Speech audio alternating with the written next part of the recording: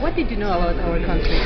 Not very much. I mean, you know about the tourist areas and things like that, but other than that, Juan Diaz Flores, I know him, so wonderful person. Not very much. The first show in the Met was like you were taking the place of Teresa Estrada. Yes. How was that? Exciting. How that happened?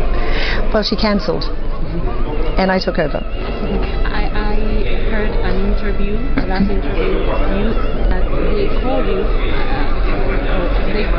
and they refused first by accident the call. Is that right? Yes. Yeah, well, it was I thought it was a joke, you know, as you do.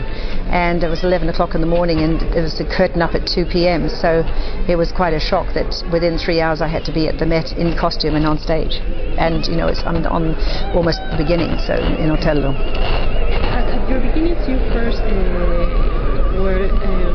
were singing not just classical music. What did you find in classical music and opera that made you decide that I just want to do this? I think it was sort of reaching the peak of what you...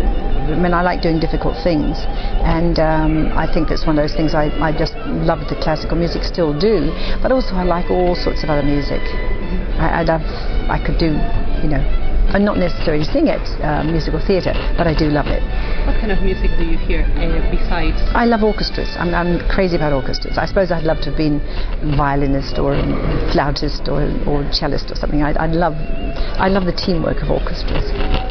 And after this show in the Met, you sang in front of 600 million of people in the wedding of Prince Charles and Diana. Yes.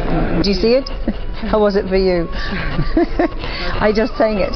Yeah. It's how was it is once again, you know, it's not just how was it. For a start, you asked to do it, then you learn the music, and then you study the music, and you go to your singing teacher, and you work it with her, and then you go to the pianist, and you make sure you know it, and then you have to be there 2 days before. It's weeks of preparation. It doesn't just go click, and you know you're on. But that's what it seems like to you because you're watching on the television. You see she comes on, she sings for 4.5 minutes, and she's off. But how was it? Exhausting. How did they approach to you to ask you to perform? I can't remember. It came through Covent Garden, I think, something like that. I didn't get a letter. I didn't get a formal letter. I didn't get a formal invitation. I just was asked to do it. Oh, a lot of people. I admire all sorts of people for all sorts of reasons. You know, singers I like, Valentine Price, Tebaldi, those sort of people. Victoria de Los Angeles. I like those people. I like Pavarotti, Placido. I like all those people, and I like people like Nelson Mandela, and many, many great people in the world, people who struggle, people who succeed. I like those people. Now, well, there are a lot, but the thing is, the musical world now in the classical area is moving so quickly that they don't last. They don't have a 40-year career. They have a career for a short time because the requirements now for singers to lose weight and look like stick thin and sing like they've got body weight on them, it's almost impossible, the demands on them. And here in Peru, there's not many people who listen to classical music and opera, but there's a lot of people who wants to start listening this kind of music. What would you say to that people? Just do. Yeah, absolutely. I think they do. It's just it's not the so-called in thing to do.